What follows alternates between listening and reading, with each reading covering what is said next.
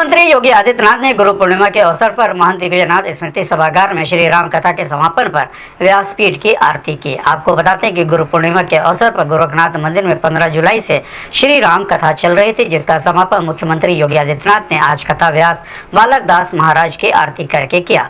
उन्होंने कथा सुनने आए श्रद्धालुओं को संबोधित करते हुए कहा कि साप्ताहिक श्री राम कथा के समापन और गुरु पूर्णिमा के पावन पर्व पर आप सभी श्रद्धालुओं को बधाई देता हूँ, जिन्होंने इस श्री राम कथा को एक सप्ताह आकर सुना और उसका अनुसरण किया। मुझे जानकारी मिली है कि हजारों श्रद्धालु प्रतिदिन मंदिर में आकर श्री राम कथा सुन रहे हैं। श्री राम कथा वर्ष में आप सबको एक बार सुनने का अवसर मिलता है। इस बार गुरु पूर्णिमा के अवसर पर श्री राम कथा के साथ आप सभी को जुड़ने का अवसर प्राप्त हुआ। हमारी भारतीय संस्कृति जितनी समृद्ध है उतनी ही प्राचीन भी है। इसके पर्व और त्यौहार ही इसके उदाहरण है।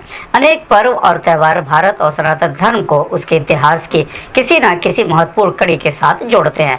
आज वैदिक साहित्य हम सबको जिस रूप में देखने को मिलता है वो ऋषियों की कृपा से है, जिन्होंने वेदों, पुराणों और अन्य महत्वपूर्ण शास्त्रों को हमें उपलब्ध करवाया। वेद व्यास की पावन जयंती, जिसे व्यास पूर्णिमा कहा जाता है, गुरु पूर्णिमा के रूप में मनाई जाती है। हर व्यक्ति जानता है कि माता और पिता किसी भी बच्चे के पहले गुरु हैं। इसके बाद उनके स्कूली शिक्षक गुरु आते हैं। माता और पिता को गुरु के रूप में पूज्य माना जाता है और ऋषि और संतों की परंपरा उस गुरु परंपरा का प्रतिनिधित्व करती हैं। आज के समय में व्यक्ति अपने कर्मों से अपने आप को सर्वश्रेष्ठ साबित करना नहीं चाहता और अधिक से अधिक धोखेबाज बनना चाहता है। गलत और शॉर्टकट का रास्ता अपनाकर वो मंजिल पर चढ़ना चाहता है, लेकिन उसे आत्मिक संतुष्टि नहीं मिलती। कोई भी भारतीय शास्त्र और ऋषि परंपरा इसे महत्व नहीं देती।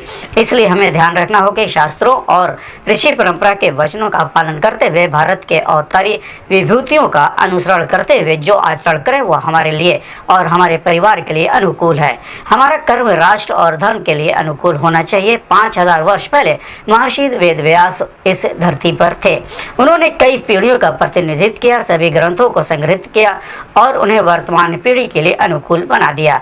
हम गुरु पूर्णिमा के रूप में उनकी जयंती मनाते हैं और उनके प्रति कृतज्ञता प्रकट करते हैं। पूरी लंका वासी अपने अपने घर से वस्त्र लेकर आए हैं, तेल लाए, घी लाए, लगाए हैं। कुछ बढ़ता गया, रहा नगर बसन घृत तेला, पूरे नगर में घी तेल और वस्त्र नहीं बचा। हनुमान जी ने कहा कोई बात नहीं है, सब लगा दो, कल पहनने की जरूरत भी नहीं है, क्योंकि बच्चों में ही नहीं तो बहनों में क्या, सब लगा दो। लेकिन विभीषण के घर से नहीं आता। विभीषण को प्रसाद भी नहीं मिलेगा, क्योंकि लंका पर हनुमान जी जब घूमेंगे तो विभीषण का घर छोड़ देंगे।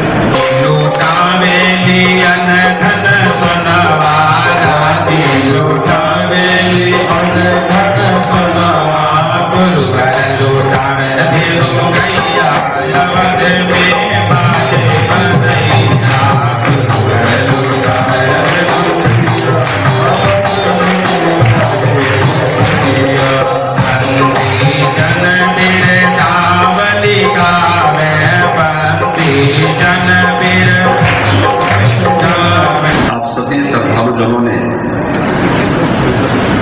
मर्यादा पुरुषोत्तम प्रभु श्री राम की इस पावन कथा का श्रवण किया है। ऐसी कथा व्यास संत श्री बालक दास जी महाराज मंच पर विराजमान हमारे सभी संतजन, इस सभागार में भी उपस्थित हुए हमारे संतजन, प्रबुद्धजन और उपस्थित सभी श्रद्धालुजन और प्यारे बच्चों, हमारी भारतीय संस्कृति कितनी समृद्ध है और कितनी प्राचीन है, इसके पर्व और त्योहार ही इसके उदाहरण है। अनेक पर्व और त्योहार जो भारत को और सनातन धर्मावलंबियों को उसके इतिहास की किसी न किसी महत्वपूर्ण कड़ी के साथ जोड़ देते हैं। आज वैदिक साहित्य जिस रूप में हम सबको देखने को मिलता है, जिस ऋषि की कृपा से ये सब प्राप्त हुआ, जिन्होंने वेदों को, पुराणों को, अन्य महत्वपूर्ण शास्त्रों को हम सबको उपलब्ध करवाया, ऐसे जो हमारे ऋषि थे कृष्ण द्वैपायन व्यास, उनकी जो पावन जयंती है, जो व्यास पूर्णिमा कहलाती है, वही गुरु पूर्णिमा भी है। और गुरु पूर्णिमा के इस अवसर पर हम सब आज यहां पर गुरु गोरखनाथ के इस पावन धाम पर एकत्र हुए हैं। कुछ चीजें हैं जो हम सबको जानने की आवश्यकता है। हर व्यक्ति जानता है कि माता पिता किसी भी बच्चे के पहले गुरु हैं। उनका स्कूली शिक्षक, इसके बाद उनका गुरु आता है। गुरु के रूप में ही पूज्य माना जाता है। और ऋषि परंपरा, संतों की परंपरा भी उस गुरु परंपरा का प्रतिनिधित्व करता है। हमारे यहां हमारे पोत्रों की परंपरा भी उसी के साथ जुड़ जाती है। हम लोग अपने किसी एक कार्यक्रम को आगे बढ़ाने के लिए दीक्षा के साथ भी जुड़ जाते हैं। इन सब के पीछे का उद्देश्य क्या है? एक ही है, जो हमें अच्छे मार्ग पर अग्रसर कर सके। माता पिता बच्चे का सबसे पहले हितैषी होंगे, बड़ा भाई हितैषी होगा,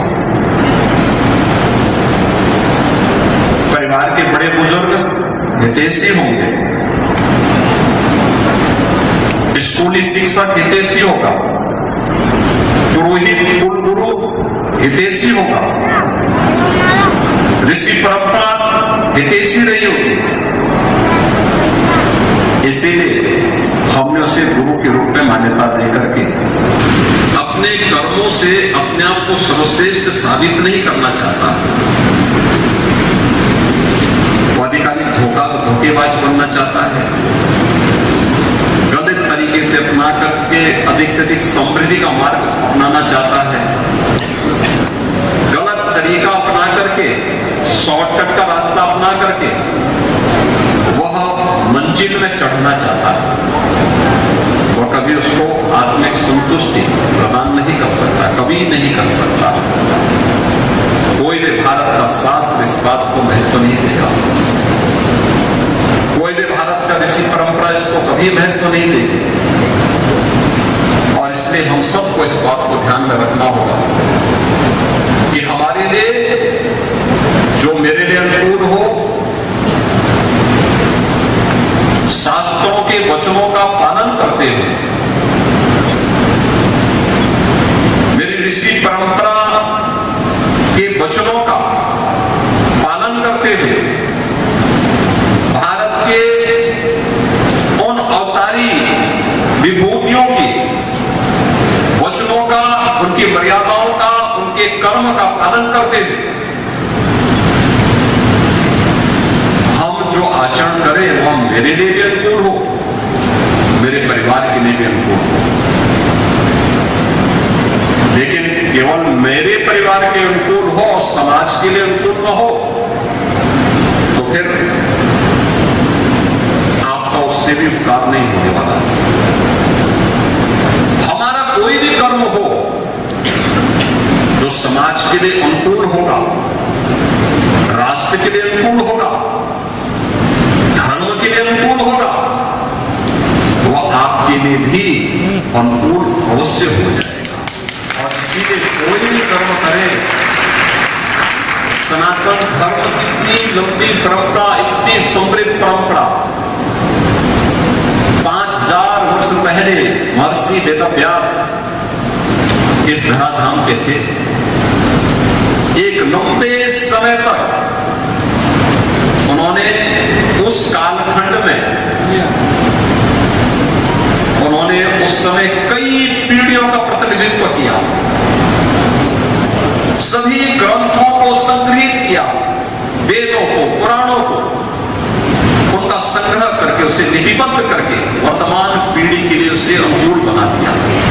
5000 वर्षों के इस इतिहास को आज गुरु पूर्णिमा के रूप में आप इस आयोजन के साथ जुड़ करके अपनी ऋषि परंपरा के प्रति कृतज्ञता ज्ञापित कर रहे हैं। मैं पूछना चाहता हूं, 5000 का इतिहास दुनिया के अंदर कितने लोगों का है? कितने लोगों के पास 5000 वर्षों का अपना इतिहास है? नहीं। और यह तो कालखंड है कौन सा? द्वापर और कलयुग के संधि काल है। यह उस संधि काल का समय है जब एक तरफ द्वापर का अवसान होता है, कलयुग का प्रारंभ होता है। महाभारत का एक युद्ध होता है और युद्ध के बाद आज भी आप देखते होंगे, उस समय महर्षि वेदव्यास ने जो अपना अंतिम पुराण रचा, श्रीमद् भागवत महापुराण, आज भी मोक्ष का, मुक्ति का उससे पवित्र ग्रंथ दूसरा नहीं माना गया। हम उसके प्रति कृतज्ञता ज्ञापित कर रहे हैं, अपनी ऋषि परंपरा के प्रति कृतज्ञता ज्ञापित कर रहे हैं, अपनी उस परंपरा के प्रति। भारत की ऋषि परंपरा कभी अपने लिए नहीं जी, लोक कल्याण के, राष्ट्र के कल्याण के। और इसलिए हम सब का भी दायित्व क्या होना चाहिए? मुझे लगता है कोई भी भारत का सनातन धर्मावलंबी नहीं होगा जिसने अपना नाम, अपना गोत्र भारत की ऋषि परंपरा के साथ जोड़